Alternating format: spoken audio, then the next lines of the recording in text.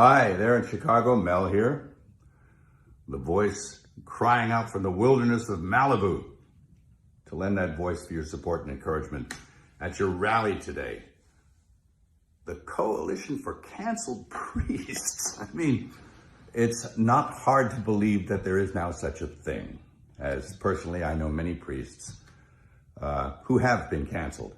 But not for the reasons you'd think. I mean, it's not like they did a hit-and-run drive and left the scene of the crime or embezzled church funds, stole the altar wine, or committed some other heinous crime. No, not at all. And who's persecuting them? Well, their own bishops. How's that? Yep. Who are they? Well, they're a pack of men who generally passively sit by and tolerate any kind of nonsense. But if one of their priests utters something that resembles orthodoxy, well, then they spring into action, they reprimand him, and they bully him and do their best to cancel him. And they succeed. They drum him out of the service, off he goes. I'm really sorry about that. That's a grave injustice, and it's kind of white martyrdom. And it's nothing new. It really isn't. It's nothing new. And it's a symptom. It's a symptom of a very deep sickness that afflicts the church. It did not happen overnight. If anyone's familiar with the missives of Archbishop Vigano, he says that the seeds of erosion of the church were sown with the reforms of Vatican II, and I agree with him. He suggests even that we scrap the whole thing and go back and do it the way it was before. And it was a pastoral council after all. I mean, there was nothing wrong. It didn't need to be fixed. They were doing pretty well. At any rate, and I've had my own run-in with the bishops. I mean, who are they? Well, I remember when I directed The Passion, I went to the USCCB to get support for the film. And those men couldn't get away from me fast enough. And all but a few of them turned their back on me. And it was pretty telling about who they were. A pretty insipid bunch. And it doesn't look like anything's changed. Geez, I remember back in the 70s,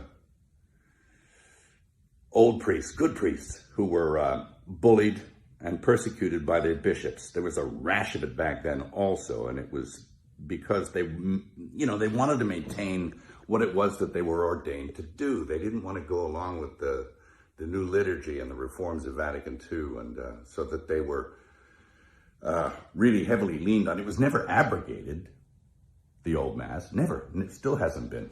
You can't. It's protected by quo primum. But they were bullied and badgered and put in insane asylums, and it was pretty sad to watch. And this kind of thing is now happening again. So, and how are we supposed to know the good guys from the bad guys? Well, we were given a standard by which to judge them. By their fruits, you'll know them. By their fruits. Anybody seen any good fruit lately? Well, it's tough. And look, I'm a pretty sinful guy. I mean, I'm as venal as the next guy.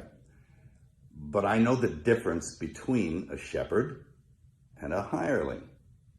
And I think that the vast majority of these bishops are just a bunch of hirelings, And my question is, who's hiring them? I don't think it's Jesus. Is it Francis? Who's hiring Francis? Is it Pachamama? I mean, I think you need to look at the whole institution. And, I'll quote Archbishop Vigano again in saying that he believes that there was a parallel counterfeit church set up to eclipse the real one.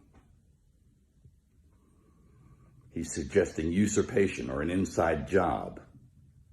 It seems that way. Anyway, of course, we know the gates of hell will not prevail against it. The victory is God's, not ours. And it will flourish if we keep it in our hearts. It can flourish in our hearts and keep the faith. And that's what's going to happen. That's what I encourage you to do. Again, I'm sorry for your pain, the injustice. I'll definitely throw something in the hat to add my support. And God keep you and God bless you. Thank you.